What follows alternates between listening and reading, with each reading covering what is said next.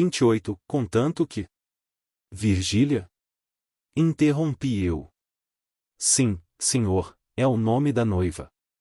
Um anjo, meu pateta. Um anjo sem asas. Imagina uma moça assim, desta altura, viva. Como um azougue, e uns olhos, e filha do Dutra. Que Dutra? O conselheiro Dutra, não conheces, uma influência política. Vamos lá, aceitas? Não respondi logo, fitei por alguns segundos a ponta do botim, declarei depois que estava disposto a examinar as duas coisas, a candidatura e o casamento, contanto que... Contanto que... Contanto que não fique obrigado a aceitar as duas, creio. Que posso ser separadamente homem casado ou homem público. Todo homem público deve ser casado, interrompeu sentenciosamente meu pai. Mas seja como queres, estou por tudo. Fico certo de que a vista fará fé. Demais, a noiva e o parlamento são a mesma coisa, e isto é, não, e saberás depois. Vá, aceito-a. Dilação, contanto que... Contanto que... Interrompi eu, imitando-lhe a voz. Ah! Brejeiro! Contanto que não te deixes ficar aí inútil. Obscuro, e triste, não gastei dinheiro, cuidados, empenhos, para te não ver brilhar, como deves, e te convém, e a todos nós é preciso continuar o nosso nome, continuá-lo e ilustrá-lo ainda. Mas... Olha, estou com 60 anos, mas se fosse necessário começar vida nova, começava, sem hesitar um só minuto. Teme a obscuridade, Brás, foge do que é ínfimo. Olha que os homens valem por diferentes modos, e que o mais seguro de todos é valer pela opinião dos outros homens. Não estragues as vantagens da tua posição, os teus meios. E foi por diante o mágico, a agitar diante de mim um chocalho, como me faziam, em pequeno, para eu andar depressa, e a flor da hipocondria recolheu-se ao botão para deixar a outra flor menos amarela, e nada mórbida, o amor da nomeada, o emplasto Brás Cubas.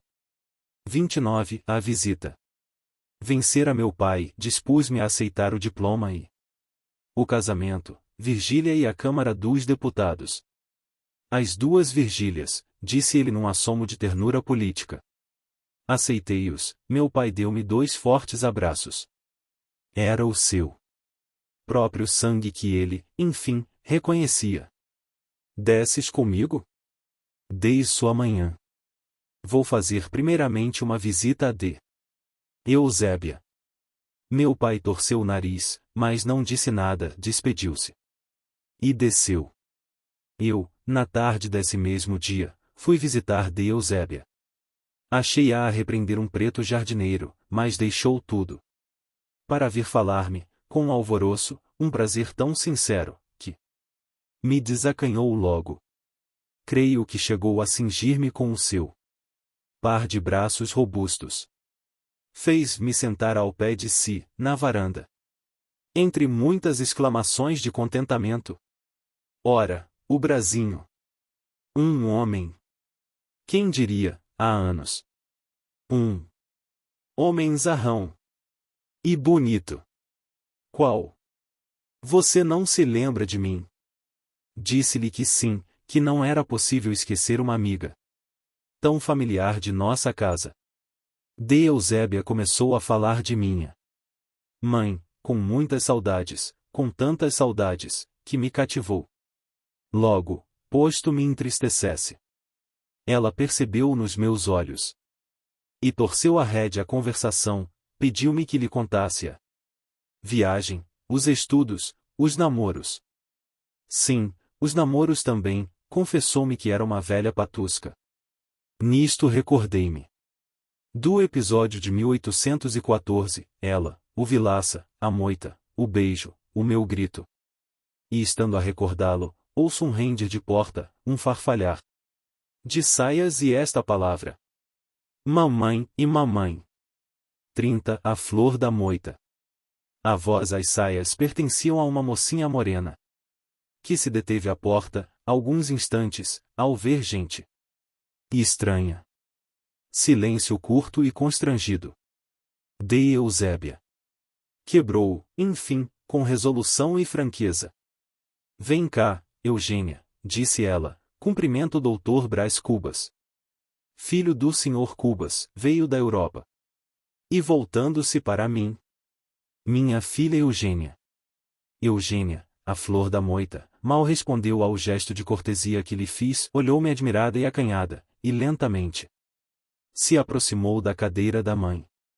A mãe arranjou-lhe uma das tranças do cabelo, cuja ponta se desmanchara. Ah! Travessa! Dizia. Não imagina, doutor, o que isto é. E beijou-a com tão expansiva ternura que me comoveu um pouco, lembrou-me minha mãe, e, direi tudo, tive umas cócegas de ser pai. Travessa? Disse eu.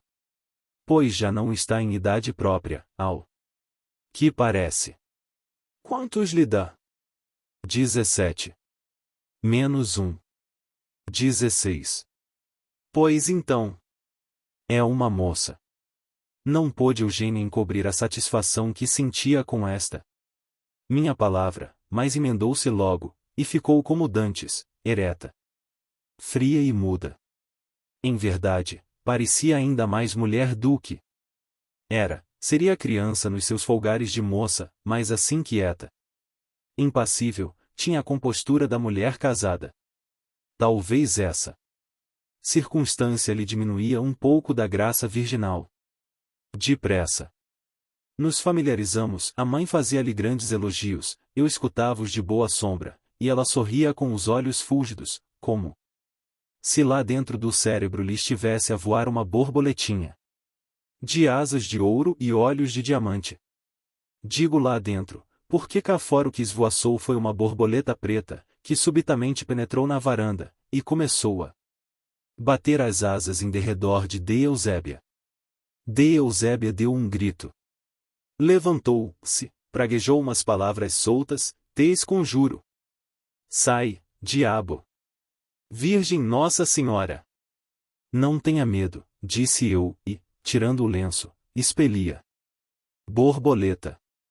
Eusébia sentou-se outra vez, ofegante, um pouco envergonhada, a filha, pode ser que pálida de medo, dissimulava impressão com muita força de vontade. Apertei-lhes a mão e saí, a rir comigo da superstição das duas mulheres, um rir filosófico, desinteressado, superior. De tarde, vi passar a cavalo a filha de Eusébia, seguida de um pajem, fez-me um cumprimento com a ponta do chicote.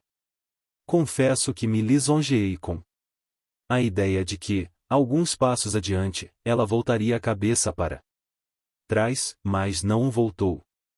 31. A borboleta preta. No dia seguinte, como eu estivesse a preparar-me para descer, entrou no meu quarto uma borboleta. Tão negra como a outra, e muito maior do que ela. Lembrou-me o caso da véspera, e ri-me, entrei logo a pensar na filha de Eusébia, no susto que tivera, e na dignidade que, apesar dele, soube conservar. A borboleta, depois de esvoaçar muito em torno de mim, pousou-me na testa. Sacudi-a, ela foi pousar na vidraça e, porque eu a sacudisse de novo, saiu dali e veio parar em cima de um velho retrato de meu pai. Era negra como a noite. O gesto brando com que, uma vez posta, começou a mover as asas, tinha um certo ar escarninho, que me aborreceu muito. Dei de ombros, saí do quarto, mas tornando lá, minutos depois, e achando-a ainda no mesmo lugar, senti um repelão dos nervos, lancei mão de uma toalha, bati-lhe e ela caiu. Não caiu morta, ainda torcia o corpo e movia as farpinhas da cabeça. Apiedei-me, tomei-a na palma da mão e fui depô-la no peitoril da janela. Era tarde, a infeliz expirou dentro de alguns segundos. Fiquei um pouco aborrecido, incomodado. Também por que diabo não era ela azul? Disse comigo. E esta reflexão, uma das mais profundas que se tem feito desde a invenção das borboletas, me consolou do malefício, e me reconciliou comigo mesmo. Deixei-me estar a contemplar o cadáver, com alguma simpatia, confesso. Imaginei que ela saíra do mato, almoçada e feliz. A manhã era linda. Veio por ali fora, modesta e negra, espairecendo as suas borboletices, sob a vasta cúpula de um céu azul, que é sempre azul, para todas as asas. Passa pela minha janela, entre e dá comigo. Suponho que nunca teria visto um homem, não sabia, portanto, o que era o homem. Descreveu infinitas voltas em torno do meu corpo, e viu que me movia, que tinha olhos, braços, pernas, um ar divino, uma estatura colossal. Então disse consigo, este é provavelmente o inventor das borboletas. A ideia subjugou-a, aterrou-a, mas o medo, que é também sugestivo, insinuou-lhe que o melhor modo de agradar ao seu criador era beijá-lo na testa, e beijou-me na testa. Quando enxotada por mim, foi pousar na vidraça, viu dali o retrato de meu pai, e não é impossível que descobrisse meia verdade, a saber, que estava ali o pai do inventor das borboletas. E vou a pedir-lhe misericórdia, pois um golpe de toalha rematou a aventura. Não lhe valeu a imensidade azul, nem a alegria das flores, nem a pompa das folhas verdes, contra uma toalha de rosto, 2 palmos de linho cru. Vejam como é bom ser superior às borboletas. Porque, é justo dizê-lo, se ela fosse azul, ou cor de laranja, não teria mais segura vida. Não era impossível que eu a atravessasse com um alfinete, para recreio dos olhos. Não era.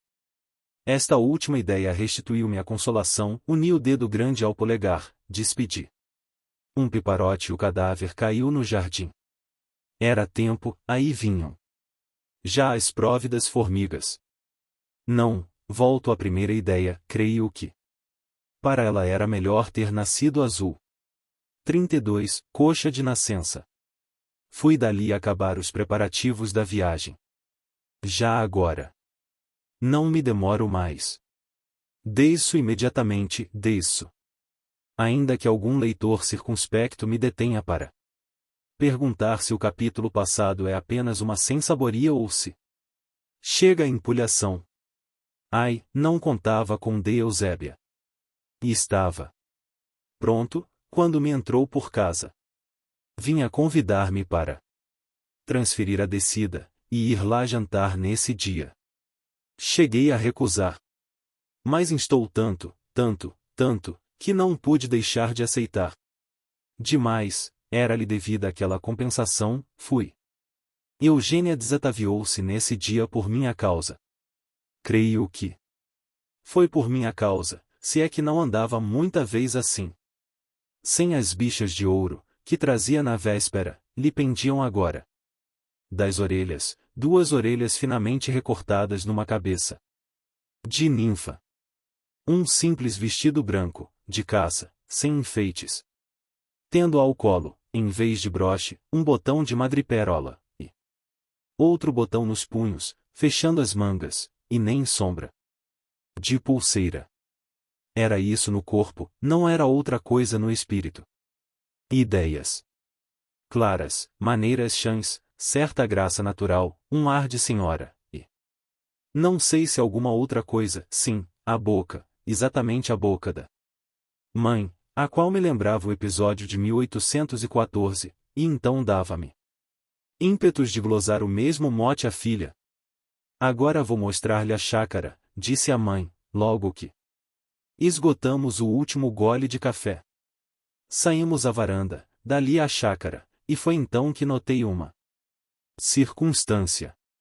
Eugênia cocheava um pouco, tão pouco, que eu cheguei a perguntar-lhe se machucara o pé. A mãe calou-se. Filha respondeu sem titubear. Não, senhor, sou coxa de nascença. Mandei-me a todos os diabos, chamei-me desestrado, grosseirão. Com efeito, a simples possibilidade de ser coxa era bastante para lhe não perguntar nada. Então lembrou-me que da primeira vez que a vi, e na véspera, a moça chegará-se lentamente à cadeira da mãe, e que naquele dia já achei à mesa de jantar. Talvez fosse para encobrir o defeito, mas por quê razão o confessava agora? Olhei para ela e reparei que ia triste. Tratei de apagar os vestígios de meu desazo, não me foi difícil, porque a mãe era, segundo confessara, uma velha patusca, e prontamente travou de conversa comigo. Vimos toda a chácara, árvores, flores, tanque de patos, tanque de lavar, uma infinidade de coisas, que ela me ia mostrando, e comentando. Ao passo que eu, de soslaio, perscrutava os olhos de Eugênia. Palavra que o olhar de Eugênia não era coxo, mas direito. Perfeitamente são, vinha de uns olhos pretos e tranquilos. Creio que 2 ou 3 vezes baixaram estes, um pouco turvados, mas 2 ou 3 vezes somente, em geral, fitavam-me com franqueza, sem temeridade, nem biocos. 33. Bem-aventurados os que não descem. O pior é que era coxa. Uns olhos tão lúcidos, uma boca tão fresca, uma compostura tão senhoril, e coxa. Esse contraste faria suspeitar que a natureza é às vezes um imenso escárnio. Por que bonita, se coxa? Por que coxa, se bonita? Tal era a pergunta que eu vinha fazendo a mim mesmo ao voltar para casa, de noite, sem atinar com a solução do enigma. O melhor que há, quando se não resolve um enigma, é sacudi-lo pela janela fora. Foi o que eu fiz, lancei mão de uma toalha e enxotei essa outra borboleta preta, que me adejava no cérebro. Fiquei aliviado e fui dormir. Mas o sonho, que é uma fresta do espírito, deixou novamente entrar o bichinho, e aí fiquei eu a noite toda a cavar o mistério, sem explicá-lo. Amanheceu chovendo, transferi a descida, mas no outro dia, a manhã era límpida e azul, e apesar disso deixei-me ficar. Não menos que no terceiro dia, e no quarto, até o fim da semana. Manhãs bonitas, frescas, convidativas, lá embaixo a família chamar-me, e a noiva, e o parlamento, e eu sem acudir a coisa nenhuma, enlevado ao pé da minha Vênus manca. Enlevado é uma maneira de realçar o estilo, não havia enlevo, mas gosto. Uma certa satisfação física e moral. Queria-lhe, é verdade, ao pé dessa criatura tão singela, filha espúria e coxa, feita de amor e desprezo, ao pé dela sentia-me bem, e ela creio que ainda se sentia melhor ao pé de mim. E isto na Tijuca. Uma simples égloga. De Eusébia vigiava-nos, mas pouco, temperava a necessidade com a conveniência. A filha, nessa primeira explosão da natureza, entregava-me a alma em flor. O senhor desce amanhã? Disse-me ela no sábado. Pretendo. Não desça. Não desci, e acrescentei um versículo ao Evangelho. Bem-aventurados os que não descem, porque deles é o primeiro beijo das moças. Com efeito, foi no domingo esse primeiro beijo de Eugênia, o primeiro que nenhum outro varão jamais lhe tomara, e não furtado ou arrebatado, mas candidamente entregue, como um devedor honesto paga uma dívida. Pobre Eugênia! Se tu soubesses que ideias me vagavam pela mente fora naquela ocasião. Tu, trêmula de comoção, com os braços nos meus ombros, a contemplar em mim o teu bem-vindo esposo. E eu com os olhos de 1814, na moita, no Vilaça, e a suspeitar que não podias mentir ao teu sangue, à tua origem. De Eusébia entrou inesperadamente, mas não tão súbita, que nos apanhasse ao pé um do outro. Eu fui até a janela, Eugênia sentou-se a consertar uma das tranças. Que dissimulação graciosa! Que arte infinita e delicada! Que tartufice profunda! E tudo. Isso natural, vivo, não estudado, natural como o apetite, natural. Como o sono. Tanto melhor. De Eusébia não suspeitou nada. 34. Há uma alma sensível. Há aí, entre as 5 ou 10 pessoas que me leem, há aí uma alma sensível, que está de certo um tanto agastada com o capítulo anterior, começa a tremer pela sorte de Eugênia, e talvez, e sim, talvez, lá no fundo de si mesma, me chame cínico. Eu cínico, alma sensível? Pela coxa de Diana. Esta injúria merecia ser lavada com sangue, se o sangue lavasse alguma coisa nesse mundo. Não, alma sensível. Eu não sou cínico, eu fui homem, meu cérebro foi um tablado em que se deram peças de todo gênero, o drama sacro, o austero, o piegas, a comédia louçã, a desgrenhada farsa, os autos, as bufonerias, um pandemônio, alma sensível, uma barafunda de coisas e pessoas, em que podias ver tudo, desde a rosa de Esmirna até a ruda do teu quintal, desde o magnífico leito de Cleópatra até o recanto da praia em que o mendigo tirita o seu sono. Cruzavam-se nele pensamentos de variacasta e feição. Não havia ali a atmosfera somente da águia e do beija-flor, havia também a da lesma e do sapo. Retira, pois, a expressão, alma sensível, castiga os nervos, limpa os óculos, que isso às vezes é dos óculos, e acabemos de uma vez com esta flor da moita. 35. O caminho de Damasco. Ora aconteceu, que, 8 dias depois, como eu estivesse no caminho de Damasco, ouvi uma voz misteriosa, que me sussurrou as palavras da Escritura, Tete, 7. Levanta-te, e entra na cidade. Essa voz saía de mim mesmo, e tinha 2 origens, na piedade, que me desarmava ante a candura da pequena, e o terror de vir a amar deveras, e desposá-la. Uma mulher coxa. Quanto a este motivo da minha descida, não há duvidar que ela o achou e mo disse. Foi na varanda, na tarde de uma segunda-feira, ao anunciar-lhe que na seguinte manhã viria para baixo. Adeus, suspirou ela estendendo-me a mão com simplicidade, faz bem. E como eu nada dissesse, continuou, faz bem em fugir ao ridículo de casar comigo. Ia dizer-lhe que não. Ela retirou-se lentamente, engolindo as lágrimas. Alcancei-a a poucos passos, e jurei-lhe por todos os santos do céu que eu era obrigado a descer, mas que não deixava de lhe querer e muito. Tudo hipérboles frias, que ela escutou sem dizer nada. Acredita-me? Perguntei eu no fim. Não, e digo-lhe que faz bem. Quis retê-la, mas o olhar que me lançou não foi já de súplica, senão de império. Desci da Tijuca, na manhã seguinte, um pouco amargurado, outro pouco satisfeito. Vinha dizendo a mim mesmo que era justo obedecer a meu pai, que era conveniente abraçar a carreira política, que a Constituição, que a minha noiva, que o meu cavalo. 36. A propósito de botas. Meu pai, que me não esperava, abraçou-me cheio de ternura e agradecimento. Agora é deveras? Disse ele. Posso enfim. Deixei-o nessa reticência, e fui descalçar as botas, que estavam apertadas. Uma vez aliviado, respirei à larga, e deitei-me a fio comprido, enquanto os pés, e todo eu atrás deles, entrávamos numa relativa bem-aventurança.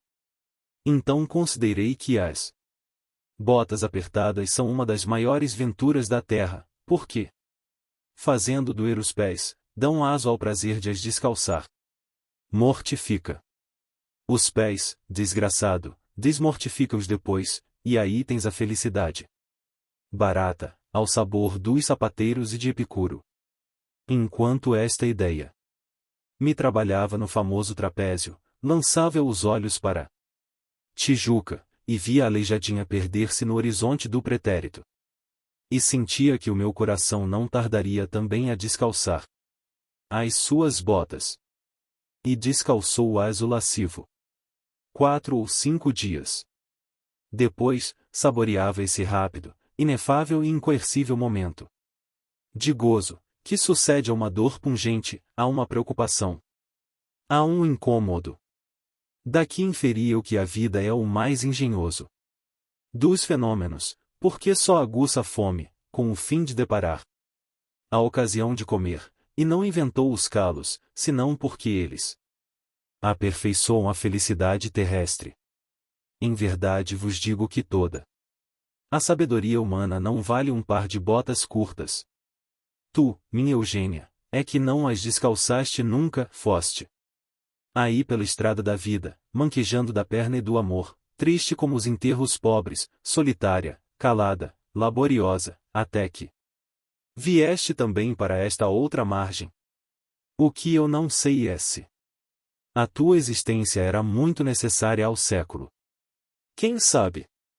Talvez um comparsa de menos fizesse patear a tragédia humana. 37, enfim. Enfim. Eis aqui Virgília.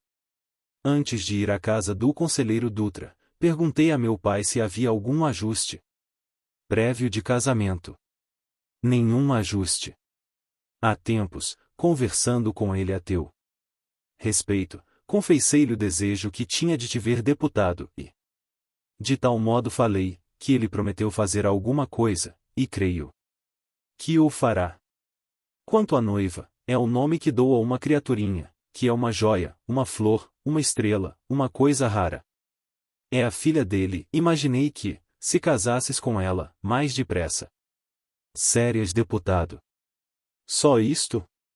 Só isto. Fomos dali à casa do Dutra. Era uma pérola esse homem. Risonho, jovial, patriota, um pouco irritado com os males públicos, mas não desesperando de os curar depressa. Achou que a minha candidatura era legítima, convinha, porém, esperar alguns meses. E logo me apresentou a mulher, uma estimável senhora, e a filha, que não desmentiu em nada o panegírico de meu pai. Juro-vos que em nada. Relede o capítulo 27. Eu, que levava ideias a respeito da pequena, fitei-a de certo modo. Ela, que não sei se as tinha, não me fitou de modo diferente e o nosso olhar primeiro foi pura e simplesmente conjugal. No fim de um mês estávamos íntimos. 38, a quarta edição. Venha cá jantar amanhã, disse-me o Dutra uma noite. Aceitei o convite. No dia seguinte, mandei que a Sege me esperasse no largo de São Francisco de Paula, e fui dar várias voltas. Lembra-vos ainda a minha teoria das edições humanas? Pois sabei que, naquele tempo, estava eu na quarta edição, revista e emendada, mas ainda ensada de descuidos e barbarismos. Defeito que, aliás, achava alguma compensação no tipo, que era elegante, e na encadernação, que era luxuosa. Dadas as voltas, ao passar pela Rua dos Ourives, consulto o relógio e cai-me o vidro na calçada. Entro na primeira loja que tinha à mão, era um cubículo, pouco mais, empoeirado e escuro. Ao fundo, por trás do balcão, estava sentada uma mulher, cujo rosto amarelo e bexiguento não se destacava logo, à primeira vista, mas logo que se destacava era um espetáculo curioso. Não podia ter sido feia, ao contrário, via-se que fora bonita, e não pouco bonita, mas a doença e uma velhice precoce destruíam-lhe a flor das graças. As bexigas tinham sido terríveis.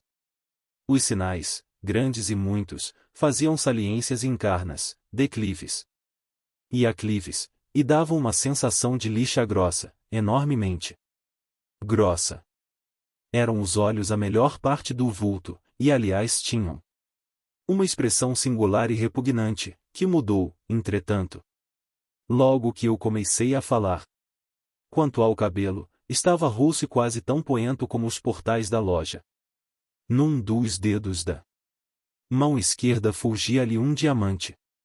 Crê-lo-eis, pósteros. Essa mulher era Marcela. Não a conheci logo, era difícil, ela porém conheceu-me. Apenas lhe dirigi a palavra. Os olhos chisparam e trocaram a expressão usual por outra, meio doce e meio triste. Vi-lhe um movimento como para esconder-se ou fugir, era o instinto da vaidade, que não durou mais de um instante. Marcela acomodou-se e sorriu. Quer comprar alguma coisa? Disse ela estendendo-me a mão. Não respondi nada. Marcela compreendeu a causa do meu silêncio, não era difícil, e só hesitou, creio eu, em decidir o que dominava mais, se o assombro do presente, se a memória do passado. Deu-me uma cadeira, e, com o balcão permeio, falou-me longamente de si, da vida que levará, das lágrimas que eu lhe fizera verter, das saudades, dos desastres, enfim das bexigas, que lhe escalavraram o rosto, e do tempo, que ajudou a moléstia, adiantando-lhe a decadência. Verdade é que tinha a alma decrépita. Vendera tudo, quase tudo, um homem, que a amara outrora, e lhe morreu nos braços, deixará-lhe aquela loja de ourivesaria, mas, para que a desgraça fosse completa, era agora pouco buscada a loja, e talvez pela singularidade de a dirigir uma mulher. Em seguida pediu-me que lhe contasse a minha vida. Gastei pouco tempo em dizer-lhe, não era longa, nem interessante. Casou. Disse Marcela no fim de minha narração. Ainda não, respondi secamente. Marcela lançou os olhos para a rua, com a atonia de quem reflete ou relembra. Eu deixei-me ir então ao passado, e, no meio das recordações e saudades, perguntei a mim mesmo por quê motivo fizera tanto desatino. Não era esta certamente a Marcela de 1822, mas a beleza de outro tempo valia uma terça parte dos meus sacrifícios? Era o que eu buscava saber, interrogando o rosto de Marcela. O rosto dizia-me que não, ao mesmo tempo. Os olhos me contavam que, já outrora, como hoje, ardia neles a flama da cobiça. Os meus é que não souberam ver-lhe, eram olhos da primeira edição. Mas por que entrou aqui? Viu-me da rua? Perguntou ela, saindo daquela espécie de torpor. Não, supunha entrar numa casa de relojoeiro, queria comprar um vidro para este relógio, vou a outra parte, desculpe-me. Tenho pressa. Marcela suspirou com tristeza. A verdade é que eu me sentia pungido e aborrecido, ao mesmo tempo, e ansiava por me ver fora daquela casa. Marcela, entretanto, chamou um moleque. Deu-lhe o relógio, e, apesar da minha oposição, mandou-o a uma loja na vizinhança comprar o vidro. Não havia remédio. Sentei-me outra vez. Disse ela então que desejava ter a proteção dos conhecidos de outro tempo, ponderou que mais tarde ou mais cedo era natural que me casasse, e afiançou que me daria finas joias por preços baratos. Não disse preços baratos, mas usou uma metáfora delicada e transparente. Entrei a desconfiar que não padecera nenhum desastre, salvo a moléstia, que tinha o dinheiro a bom recado, e que negociava com o único fim de acudir à paixão do lucro, que era o verme roedor daquela existência. Foi isso mesmo que me disseram depois.